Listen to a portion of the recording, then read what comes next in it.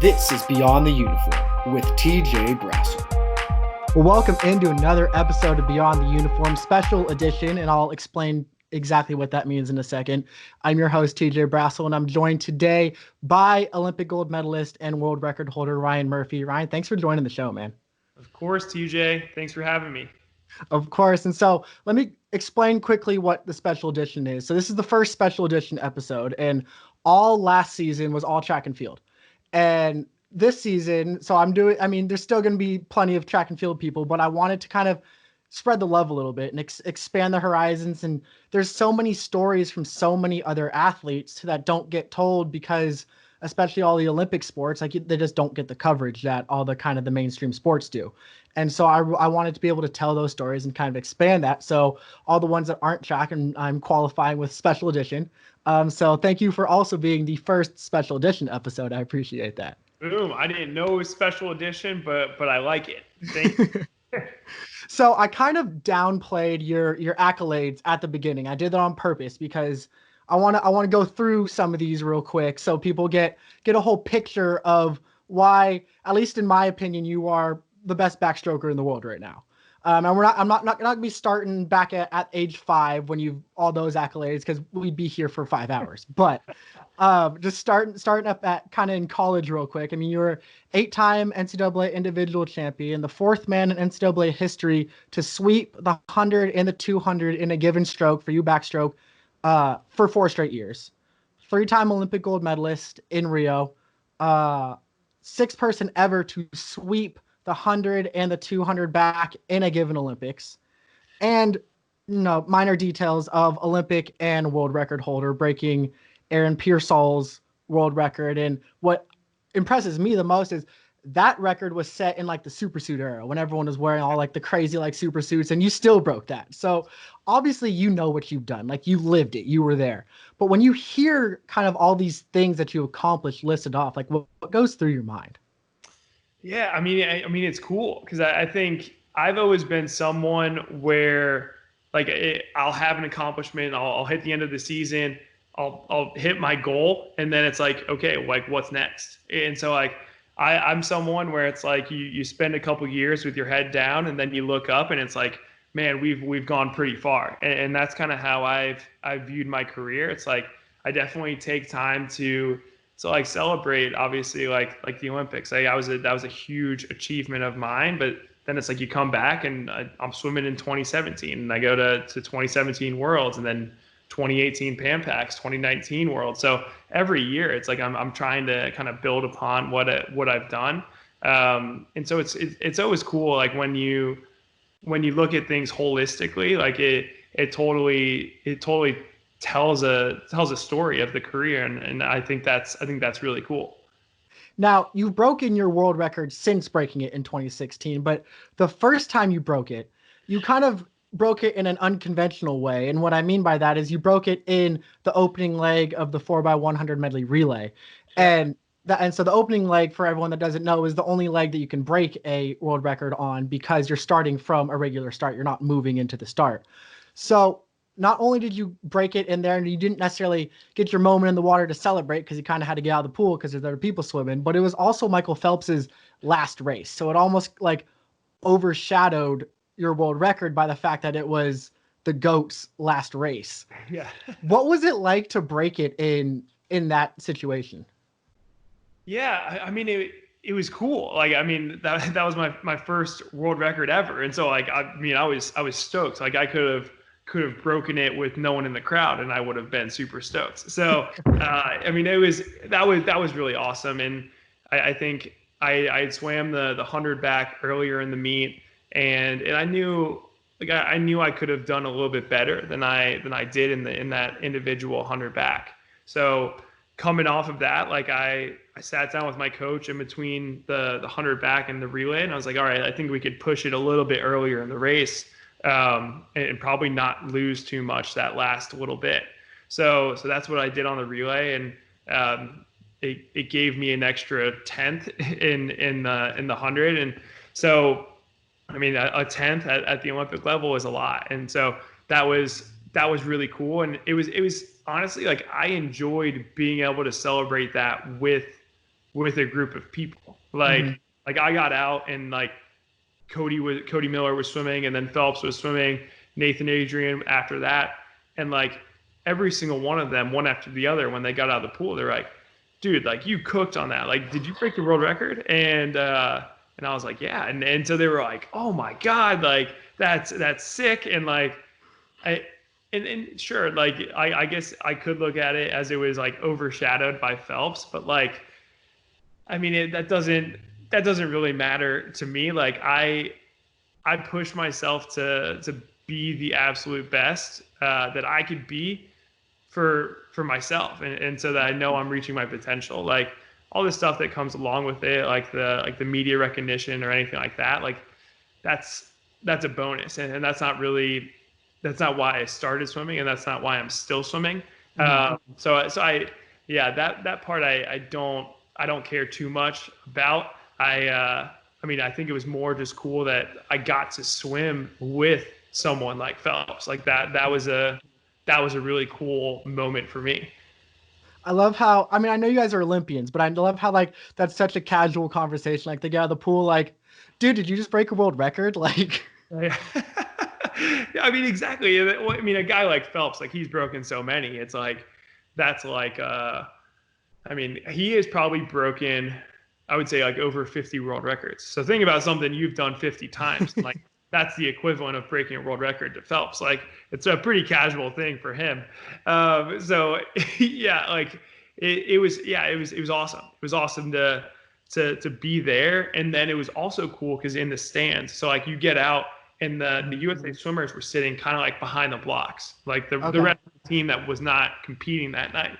And so they're all just going nuts. Like they're like swimmers, Olympians, like they're all kind of swim nerds. And so like they know what the records are. And so like they saw me touch and like they were just going wild. And so that was also cool. That there's just like a little cool moment between like me and the other people on my team. that's really cool. That is really cool. But so when you were talking about swimming with Phelps, I mean, for at least probably the last 15 years, like pretty much every swimmer ever, that's their idol is Michael Phelps. And then his last Olympics, your first Olympics, you get to swim on a relay with him. Like, what was that like? Yeah. I mean, it was awesome. It was awesome. Like you nailed it. Like every swimmer looks up to Phelps. And like, I remember I remember watching 2004 and it's like Phelps was, I think he won 8 medals in 2004, 6 of them gold, which was, I mean, a ridiculous Olympics. And then he's still doing the same stuff in 2016. And it's like holy cow. Like it's crazy to do it once, but he literally did it at 4 different Olympics. Like it's just absurd. Like the guy is absolutely insane. And so like being able to get to know him and compete with him is something that I cherish a lot. And like I'm honestly just really thankful that I was able to strike up a friendship with the guy, because he's still someone where it's like if I want advice, if I want to talk about something, like I can now text him or call him, and he doesn't respond all the time, but he responds most of the time, and I take that as a win. So what is that like? What has that relationship kind of been like? Yeah, I mean, it's really, I mean, it's mostly just me asking him questions, and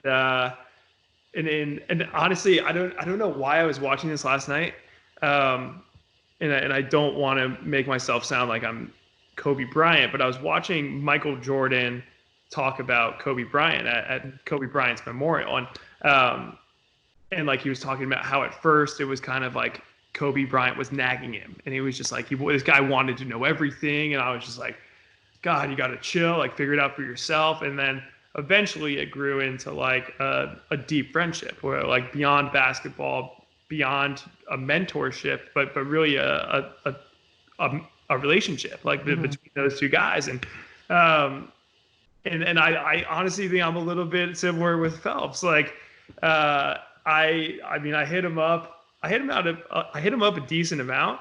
And I think at first he was probably like, "Oh my God, like this guy again." But now I think, well, I hope he enjoys it. I'm sure he does. I'm sure he does. But so like what's your mindset going into a relay like that, knowing you have these legends like Michael Phelps and Nathan Adrian and everyone on this relay counting on you? Basically it's like, let's not, I can't mess this up. So that was kind of my thought process going in.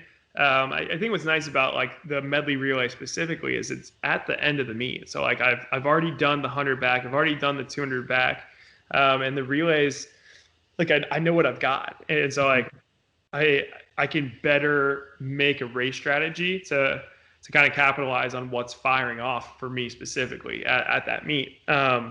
So that's kind of what I was doing is like I had some things I wanted to improve on from the individual 100 back, and so I did that, and then again like I did not want to mess it up. Like Phelps has won, I think he won like 28 medals at the Olympics, and I was like, he can't go out with a silver. Like that would just be weird. Like the guy's won over 20 goals, and like he's got to go out with a gold. Does it like going into that race? I mean, like Michael's races, like there's always something like it seems like magical about them. Like somehow something happens and like he pulls off. Do you go into that race thinking like, all right, like as long as I'm like just do what I got to do, like we're good, like we got this?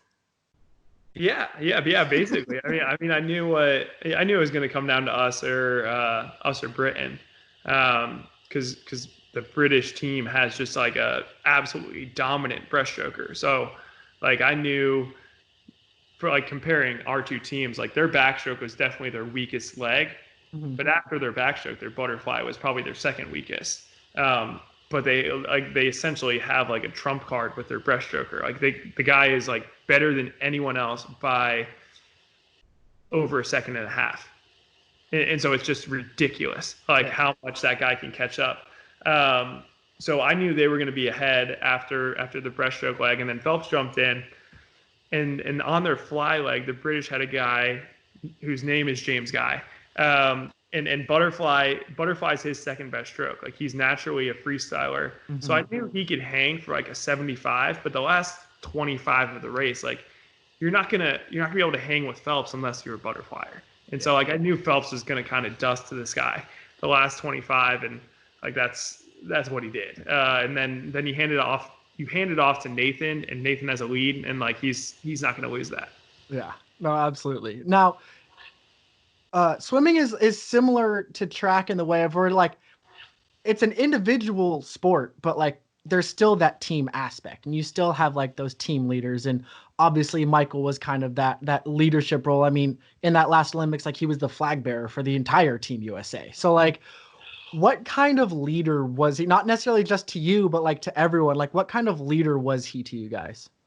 Yeah. So he was really a guy where he didn't want to just throw out an overload of information.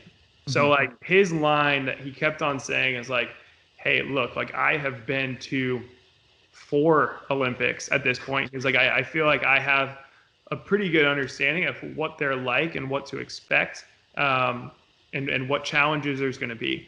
So if you have any questions about that, I'm free. Come up and ask me.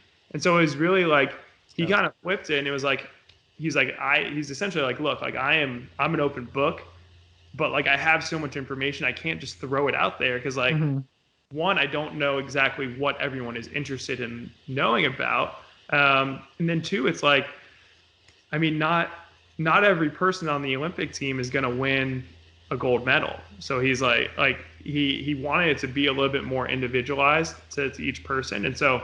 I mean, I utilized that. Like I would go to Michael and Nathan Adrian was one of our other captains, and just be like, everyone says like the entire camp, the coaches were like, the Olympics are different and we got to be ready for that. And I'm like, what is different? Like I'm like actually curious, like what is different? And they both just said the consequences of performance is what is different. The stakes are raised. There's more people watching. There's more at stake. So so that was essentially it. And I'm like, I mean, that doesn't sound like that to me. I was like, I'm 21. Like that doesn't sound like that weird to me. I'm like, obviously the stakes are raised. This is the and so I mean, I came out of that conversation. I was like, that's great.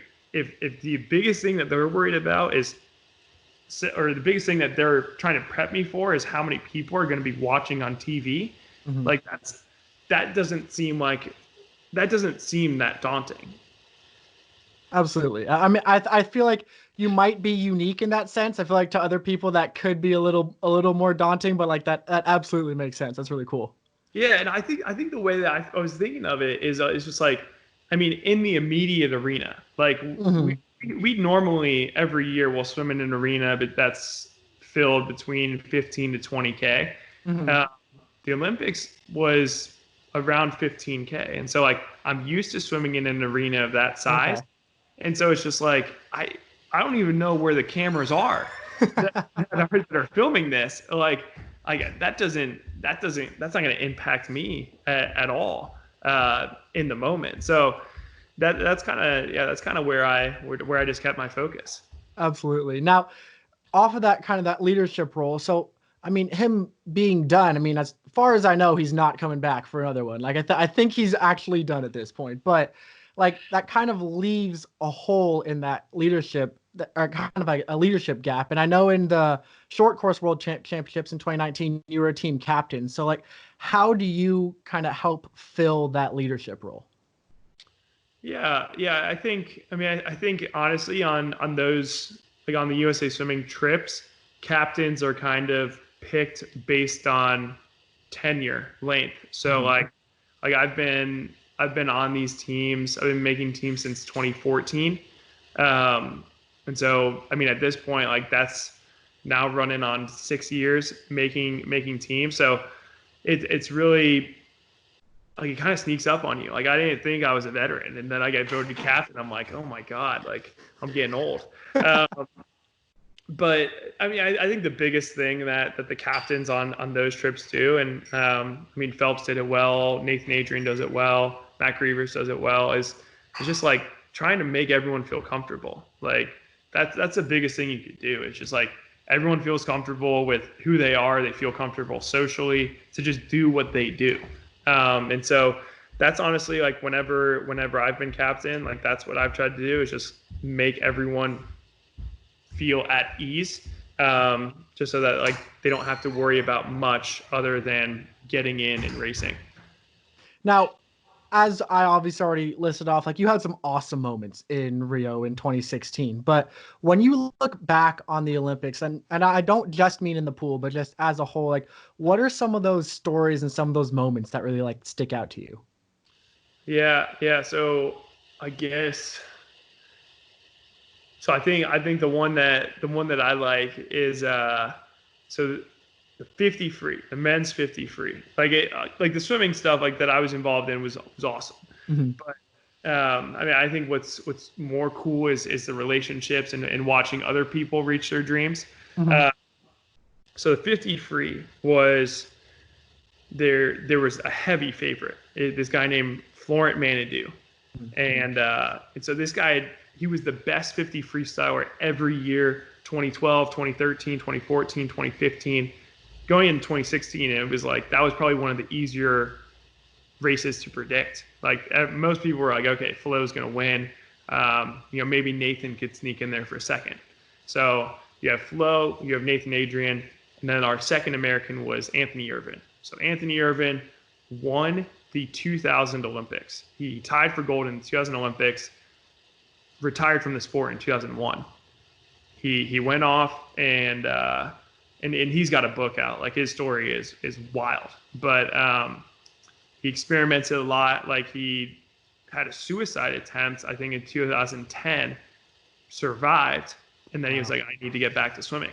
So he came back in 2011, made the team in 2012, got fifth at the Olympics, kept on training, made the team in 2016.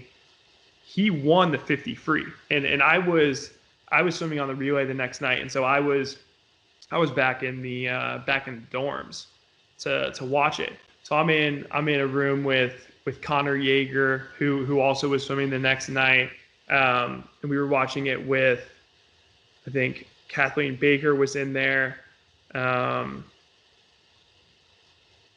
there was someone else in there. I can't remember who it was, but we watched that race and it was an absolute shocker. Like we thought if anyone was going to upset Flo, it was going to be Nathan. And then all of a sudden Anthony Irvin wins the gold. And like the rooms in the dorms were not very well furnished. So like all we had was like bean bags. It was like bean bags and then like a cardboard table.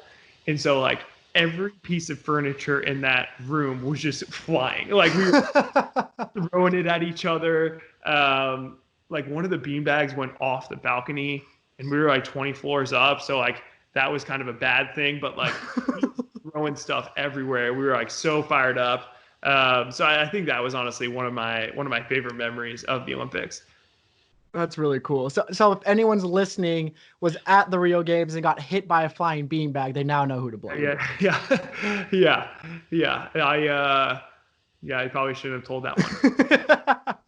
No, that's really cool. That's awesome. And it's great to hear like I was talking about how like it's such an individual sport, but like at the same time, there's so much team camaraderie that goes into a sport like swimming.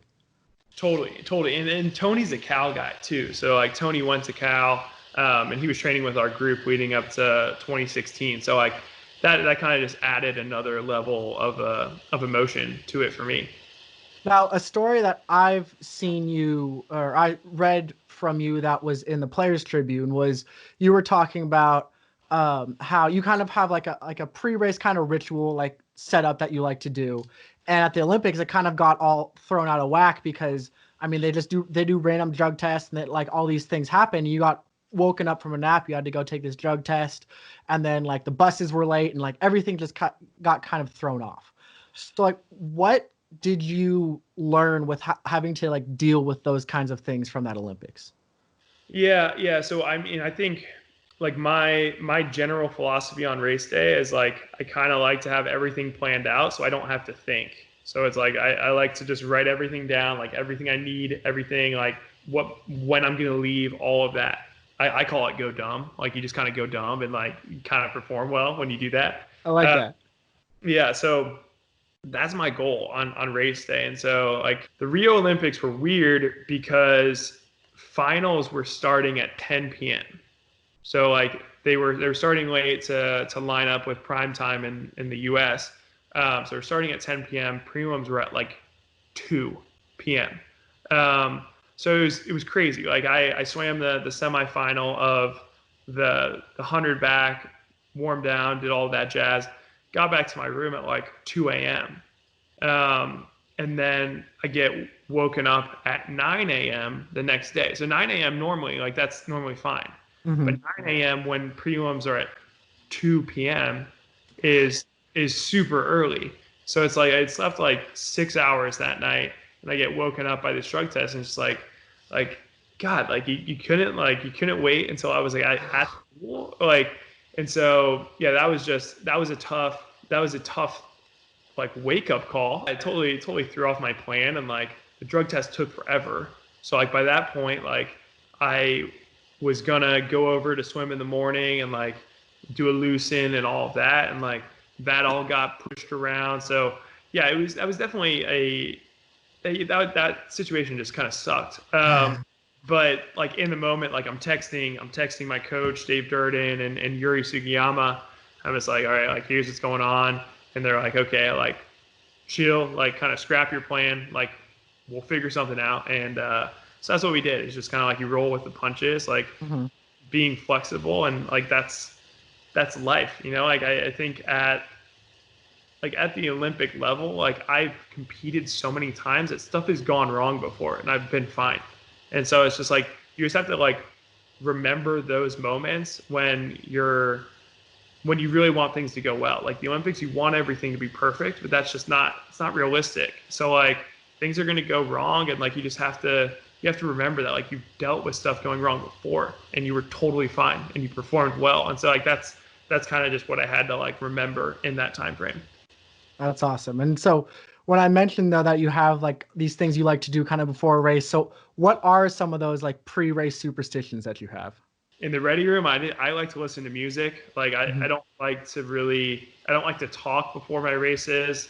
So it's just like I'm just kind of like in my own world, like jamming out, and then behind the blocks, like yeah, just kind of stretch a little bit. I hit myself a little bit, like not like I'm like whoa, but like I'll kind of like slap my legs just to like get some blood flow going there. I'll jump in and then I mean, when I'm in the water, like that's comfortable. Like I've done that my whole life. So at that point, like yeah, there's not necessarily a routine once I'm in the water. Totally. And so with some of the track athletes that I've talked to about the Olympics and stuff, they've talked about I've talked to them about how they have to wait like a week and a half until their events go, because the first half is swimming, and so they kind of have all this waiting period.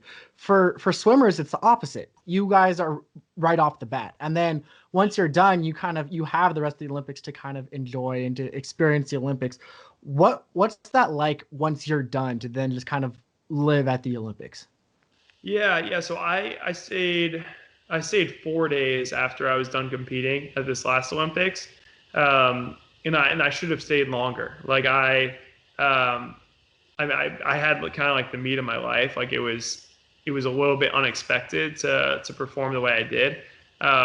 So I was honestly just kind of on like a media tour the next like 3 days, and so I didn't get too much time to like really like explore or like see other events or anything like that. So I was a little bit disappointed that I didn't stay longer. But I mean, afterwards, it's just awesome. Like you're kind of riding on adrenaline. Like even though like I didn't get to like see that much, like, and I really didn't do that much either. So it was just kind of like yeah, I didn't do much for reasons that were out of my control. Like there was a situation with some U.S. swimmers, so we were kind of on lockdown. But so we couldn't do much, but we were still like sleeping like 4 hours a night, kind of like running on fumes. But like you're so excited about what just happened that like you're not tired, and so like that was really cool. That is really awesome. Okay, so 2017 is about to come, post Olympics. You still have a year of eligibility left at Cal, and you decide to go back. You just broke the world record. You have all these gold medals in hand. Like, why did you decide to go finish one more year back at Cal?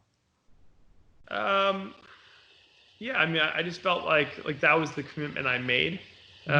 So like, I mean, when I committed to Cal, I committed for 4 years, and I committed to the guys in my grade that I was going to compete with them for 4 years. So like I just didn't feel right to like try to, I mean, one, finish my degree and then go out and try to get all these endorsements. Like that just that was that just didn't feel right, and it also didn't feel right like long term for my swimming career. Like I think being on the college team, going back for my senior season, like that helped me get motivated. I felt like a little bit quicker than I maybe would have, just because I was really invested in our team and I wanted our team to do really well. So that was kind of like the thought process there. Like I just felt like by coming back to swim my senior year, like I got in the water by October. I probably would have taken off to like January if I wasn't on the team. So I got back in the water in October, and like, like I didn't.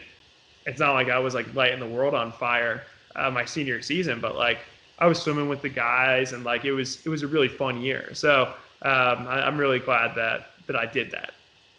Now, in 2012, you went to the trials and you didn't make the team, and then post trials, you go to Cal, and the kind of one of the surprising stars and like I guess wonder kids in the 2012 Olympics was Missy Franklin, who you swam with at Cal.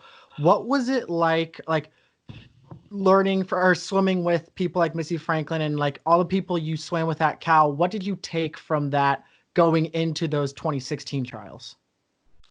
Yeah, that's a good question.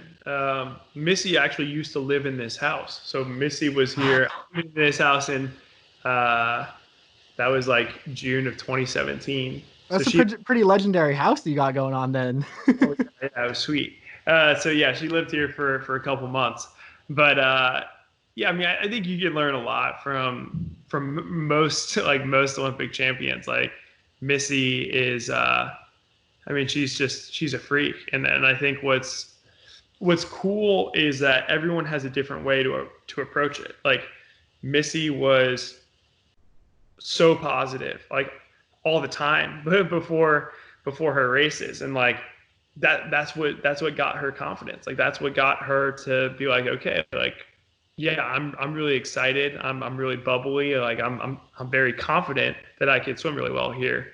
Um, and so I think like speaking to her specifically, in 2012, like I was a 16-year-old kid, and I I improved a ton that year, but like I was definitely not at Olympic level. And like I knew that going in. And so like going into those Olympic trials, I was like, you know what? Like maybe I can make the team, but like it's probably gonna take someone else messing up for that to happen. And going into 2016, like I looked at people like Missy or Nathan Adrian, um, and like they weren't worried about what anyone else was doing. And so like I got to that point in probably 2015 where I was like, yeah, I think that my potential is enough. And like when I got to that point, I just felt like that took a lot of the pressure off. It's like, okay, like I don't have to worry about what anyone else is doing anymore. Like I just have to make what I am super good and like try to reach my potential, and I'm going to be in a really good spot. So that was a big, I feel like that was a big mental shift for me leading into 2016. Absolutely. And so since the 2016 Olympics, like you mentioned off the top, that like there's been world championships that you've swam at, and you've still been kind of at the top and all of those, but you haven't had quite that like similar success as 2016. What's been different, do you think? Yeah, I think there's a lot of things that are different. I think the major like the biggest thing is that like I'm always going to raise my level in an Olympic year, and that's that's just the way I do it. Like I know that like I think I know what it takes to perform really well and like what works for me. And I mean it takes a lot. Like it takes a lot of mental energy. It takes a lot of physical commitment.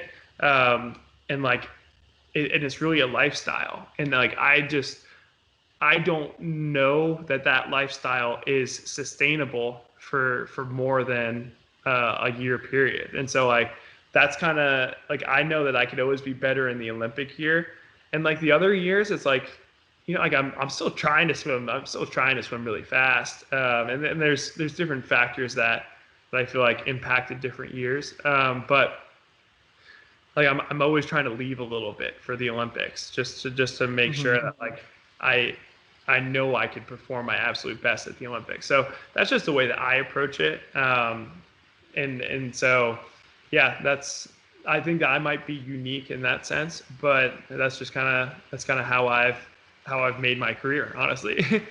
No, absolutely. And so with that being said, going into the now 2020 sorry 2021 Olympics, what differences or like what changes do you make now going into that? Yeah, well, I think the biggest thing is like in this time, like I now have a 13-month season, which is really, really long. So it's just like making sure that like in this time, like am I still working hard physically? Sure. Yeah, I'm definitely like pushing myself and I've kept that work ethic up. But I think the biggest thing is just like figuring out when do I like totally like turn the dial on, where it's like everything I do is like geared towards performance. And so I just have to be honest with myself, like how long can I handle that? And and that and so that's kind of what I'm going to do. Like I'm working. I like to work from right to left. So I guess trials is going to be June. So it's like okay, I think I could probably be like really really intense for I don't know, say 9 months or Mhm. something like that. So like whatever that brings me back to, that's when I really really start to dial it in. Absolutely. And so I've seen quotes from you in the past, and you've talked about how like some of the races that you didn't do as well in as you wanted. Like you don't really dwell on those races. Those aren't things like you use for motivation necessarily. What kind of things do you use for motivation? Yeah, I like that question. I mean, I think the analogy I give is all the time when I'm watching college football. They're like, "Oh, this quarterback's great. He's got a short-term memory. He'll throw an interception. He'll come back and he'll have a great drive." And that's really like that's the same thing that I'm trying to do. Like, I people ask me all the time, like, "What is your name a really good practice?" And like I honestly like I name the really good practices, but I can't even remember bad practices that I've had. Mhm. And like I think there's something great about like being a little bit like naive about that. So like that's what I try to do. It's like I forget the bad ones, remember the good ones. Um, what motivates me honestly is like reaching my potential. Like I know what it feels like, and there's rhythms that I could hit in practice that I've never hit in a competition. And so like it's about trying to make that really top end rhythm that I know is my best swimming, making that more consistent, and so that one day I'll hit it out of me, and when I do, like that's gonna be really really solid. That's awesome. That makes total sense. And I mean, I feel like a lot of the greats in any given sport, like they have that short-term memory that you're talking about. Like Yeah. they don't dwell on those things. When I was thinking about, or when I was curious about what kind of motivated you, I was thinking, I don't know if you watched The Last Dance at all. Oh, I loved it. Uh, I was thinking like, are you going to be like Michael over here? Just like someone's like, "Hey, good game," and he's like, "I took that personally." Like, are you taking everything personally?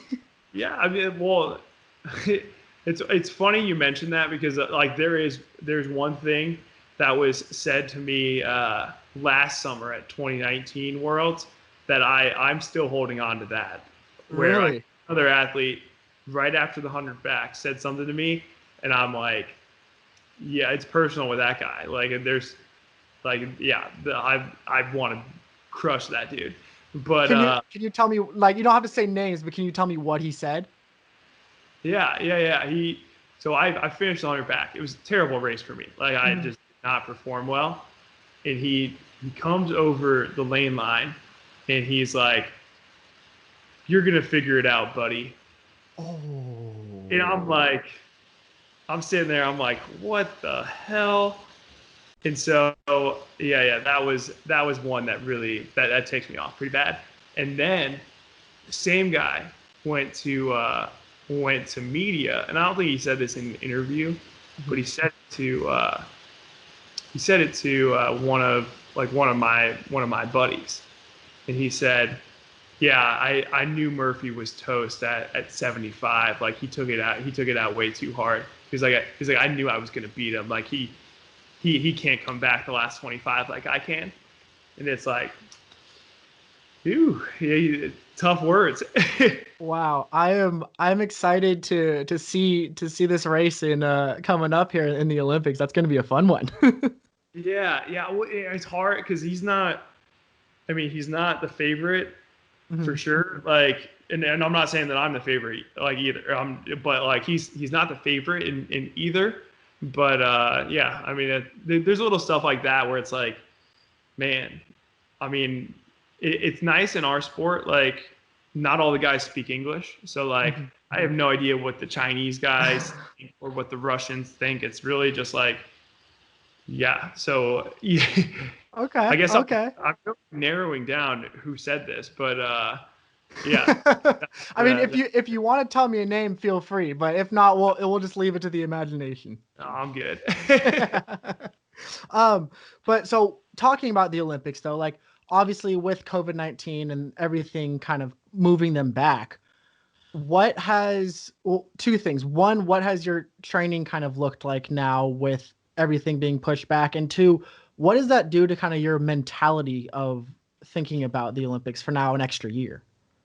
Yeah. So really, when the Olympic decision came down, like that was the end of my season, and so I took a couple weeks off, um, and really just like my coach reset, I reset, came back 2 weeks later, and started to have some limited access to pools. So we started training there. I still don't have access to a weight room, so I'm just kind of doing what I can in my house right now. But that's kind of where we're at. Like, it's just resetting for now a really long season, and just trying to work from right to left again. Like, that's really the way that I like to think of it. And so it's just like, this is where we want to be in June of 2021 to make the team, and then this is where we want to be in July of 2021 if we make the team. And just kind of like, it's like, what do we need to do along the way to get there? And then it's like, okay, like, we could probably do all that. I mean, we would probably do all that in like 10 months. So it's like, what are some skills that we want to get better at right now that we could take in and apply to our training when we really, really start grinding? What are some of the things, like you said, you don't really have a weight room, so you're just kind of figuring it out as you go. What are some of the things that you've been doing to try to keep yourself in shape? Well, we do. So I never run, but we're doing a little roommate challenge this month. Just like, it's honestly like pretty stupid stuff, but we're doing a forearm girth challenge. So we measured our forearm circumference at the beginning of the month, and whoever has the greatest percentage gain by June 1 wins. I love that. Yeah. And so there's some prizes on the line for that. And then there's also the roommate 1 mile run challenge. So I never run. And I honestly, I don't think I'm very good at it, but I've gone to the track now 3 times this month. So not that much, but if I feel like if I could hit 5 runs before May 31st, I think I could be decent. There you go. This might be my opportunity to ask for some training advice. I was a thrower, so I don't think I'm be able to, but I'm just gonna say, try your best, beat everyone, run faster than them. I think that's the best goal. Yeah, my roommate's standing over there. He's shaking his head. Yeah. He ran. I think he ran 6 400s today. Nice. Trying to be at mile pace. But I'll tell you what I did. Yesterday, and I'm saying this loud enough so he'd hear. Yesterday I was like, all right, I don't even know if I can run a mile. So I ran 4 laps. So I did it. I did the 1600. And my goal was to descend each lap. So I did it, and I can't remember what I was each lap, but I was, by 800, I was 316, 244. Okay. So I don't know. I might be, maybe I'm sniffing below 530 here. Hey, I think the biggest thing is just once you get in the race, just be the first one to cross the line. Doesn't matter the time. Oh, the time matters. Yeah, so you're not racing. Are you guys all doing like an individual and then it's based off of time? Time trials, yeah. Oh, okay. I see. I thought this was just all one race. Yeah, they don't want to get competitive with it. So that's kind of, that's going to be the way we approach it. I like it. And one thing I did see also, I think I saw this on social media, was you guys were pushing a car. Is that correct? Yeah. So that was like there was a 6-day time period where we got kicked out of Colorado Springs. We got kicked out of the Olympic Training Center because the Colorado governor shut it down because of coronavirus. But the Olympics weren't postponed yet. So we were like, all right, we got to keep on training. We got to be ready no matter what. We didn't have access to the Cal weight room. And so we were like, all right, like, what can we do? We didn't have weights in our house yet. And so like, we were like, okay, like we did a workout, and we're like, all right, I feel like we only got upper body there. We're like, we couldn't really figure out how to like totally work the legs. So I was like, all right, like maybe we push a car, like we do sled push and the kind of like our daily workout. And so I was like, all right, this could be like our sled push. And so, yeah, that was honestly like, it was pretty good. Like I thought it was like a decent shift, like from sled push to like push a car. Absolutely. And so, yeah, it worked out. It worked out pretty well. I like that. I have a funny quick story for you in that I've been trying to figure out like extra ways to kind of stay in shape and work out. So I decided to also go push a car just in my like church parking lot, kind of a few blocks away. And the difference I think is that you have a solid reason to do it because you're an Olympian training for the Olympics. I'm just a guy pushing a car. So people come up to me and they're like, "Oh, do you need help? Like, are you okay?" And I'm like, "Oh no, I'm just getting a workout in." So Yeah. I think you win that one. So going back real quick to the kind of the moving the Olympics. So Michael Phelps says another thing that he's been kind of a big advocate of is mental health. And he's talked about kind of how that can affect athletes, like this whole moving it a whole year and stuff. So not just you, but general with your teammates and other athletes, like how does having to wait a whole extra year for something you guys have been training 4 years for affect that mentality?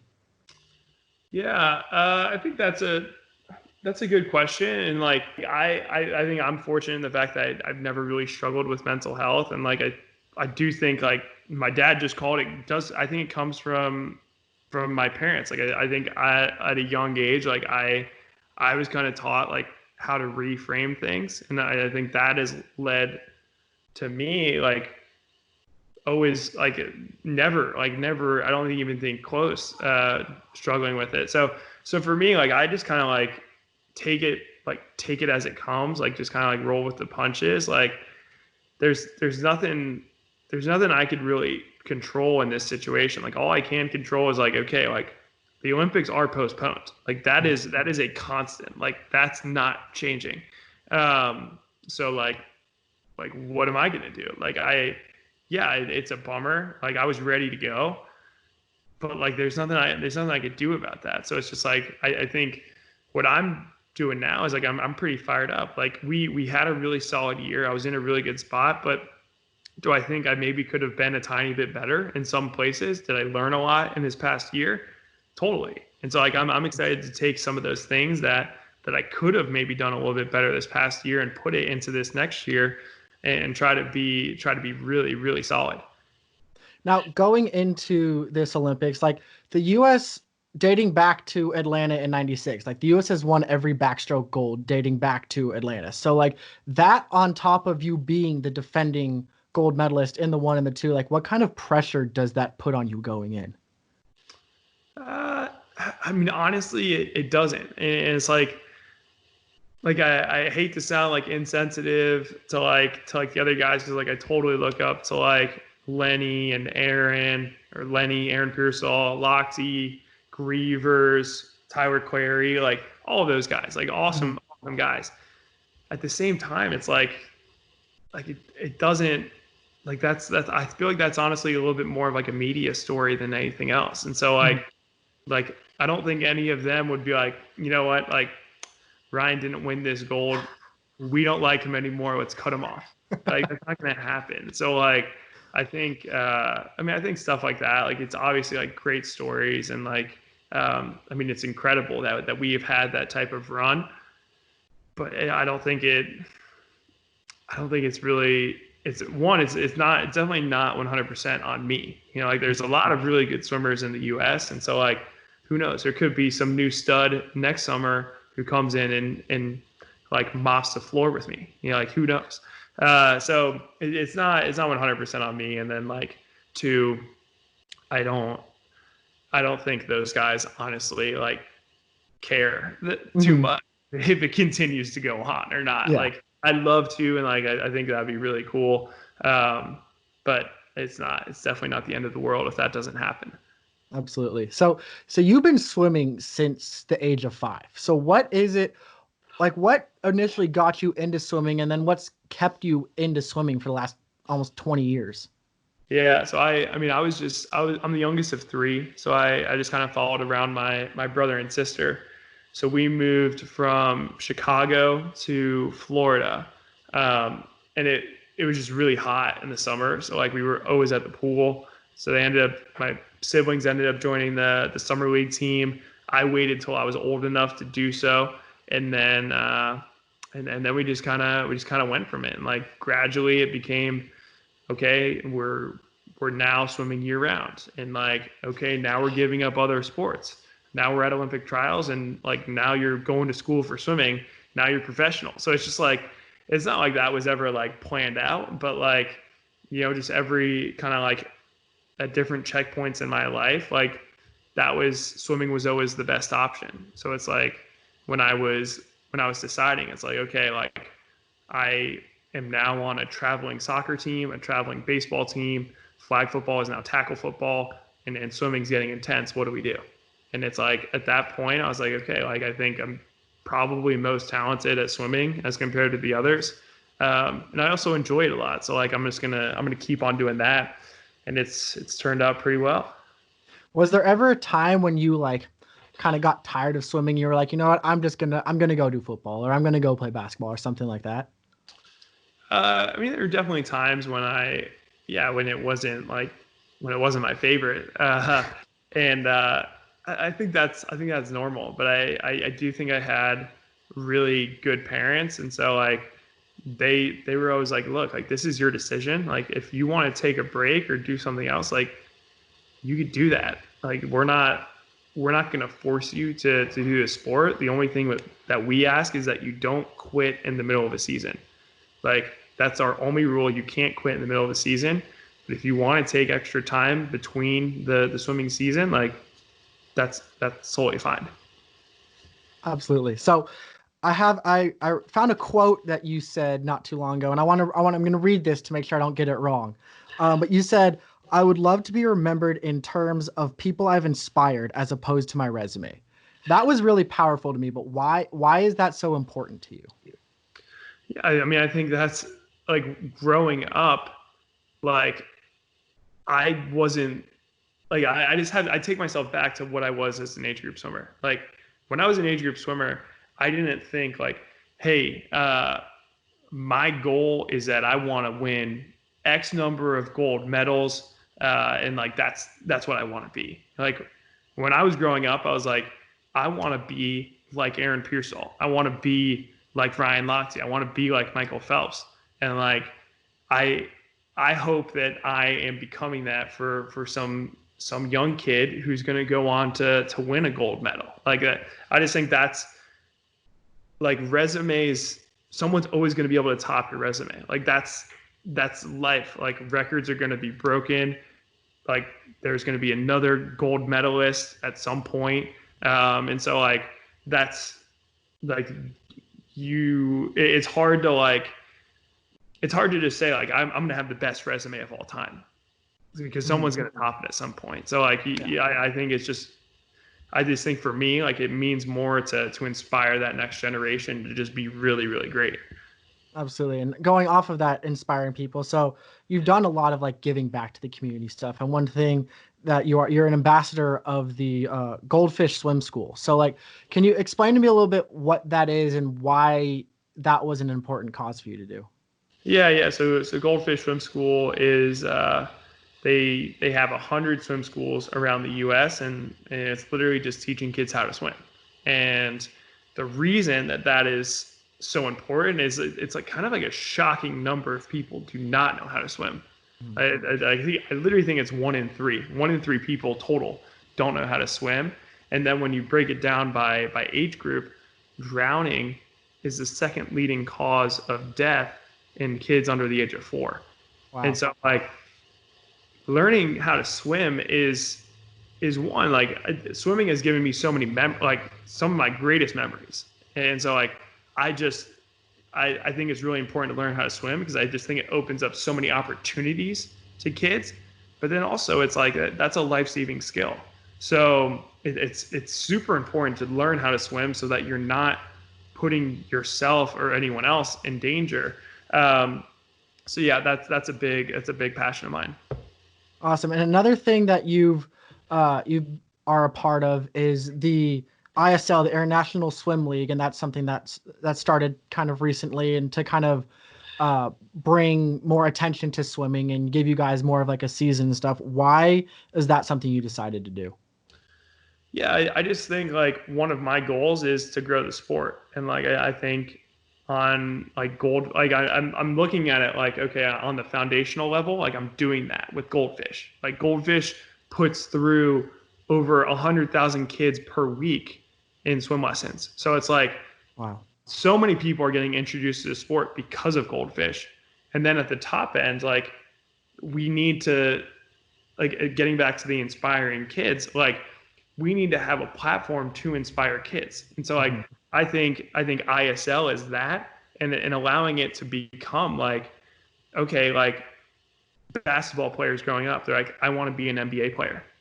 And so it's like right now, like, all we have is the Olympics. Like, there's nothing outside of that. And so I think we could just take it a step further where it's like, I want to be a professional swimmer as opposed to I want to be an Olympian. So I think that's kind of what, like, in my mind, that's what ISL does.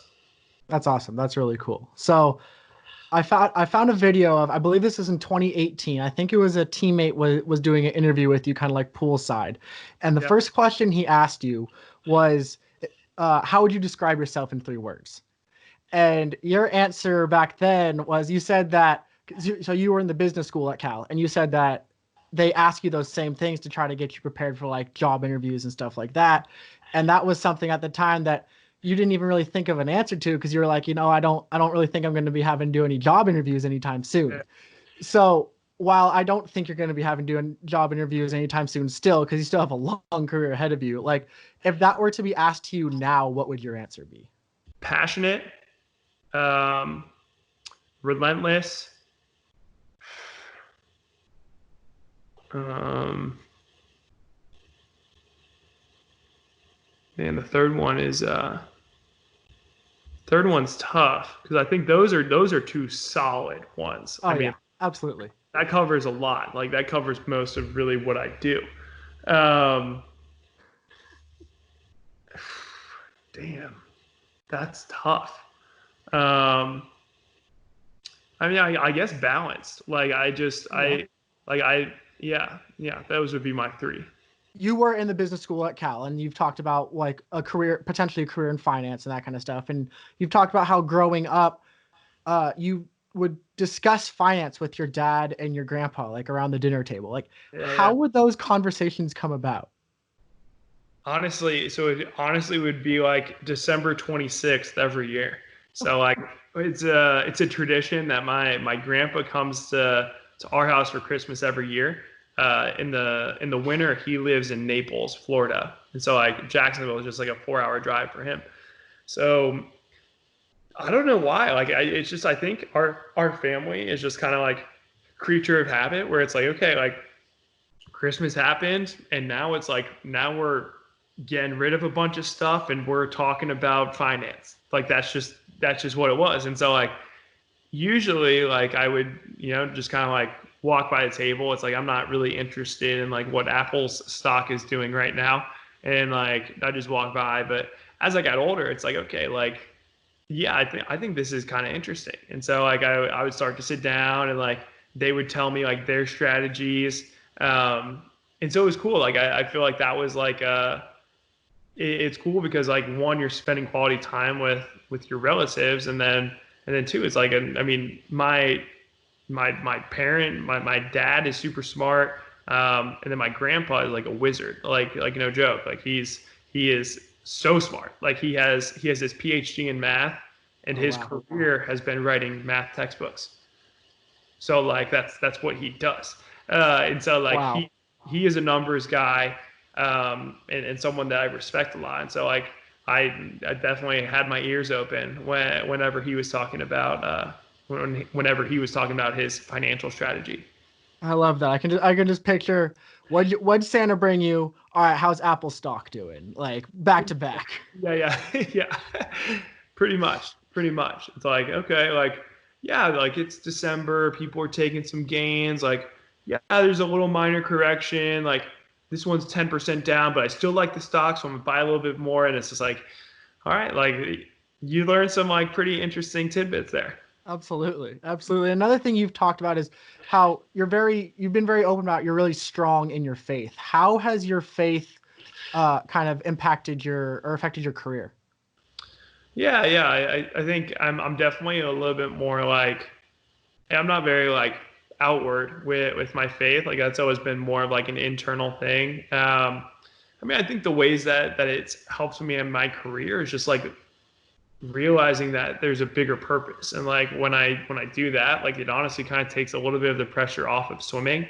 And so it's like at the end of the day, like the most important thing is not my performance in the water, or like how much money I make, or like what's my career going to be like after swimming. Like that matters, but like at the end of the day, like the thing that matters the most is like how you treat people, how you impact people, and I guess kind of like the legacy you leave as a human being.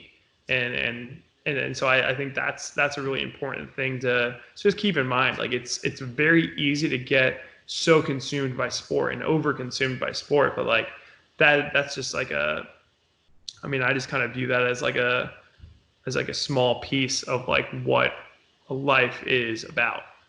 Absolutely. And lastly, before I let you go, I want to kind of take like a little spin off of the question that your teammate asked you about the 3 words, and more so put it in this way. And when you think of people thinking of Ryan Murphy, like when they talk about you and think about you, like what do you hope your impact has been? Ooh, that's a good one. I mean, I guess, I mean, I hope that people remember me as someone that maximized my potential. So it's like I left no stone unturned. I did absolutely everything I could to be a better person, athlete, friend, son. I mean, at some point I'll be a dad, and like so I just hope that people recognize me for the work and the thought that I put into every part of my life, and I hope they're inspired by that.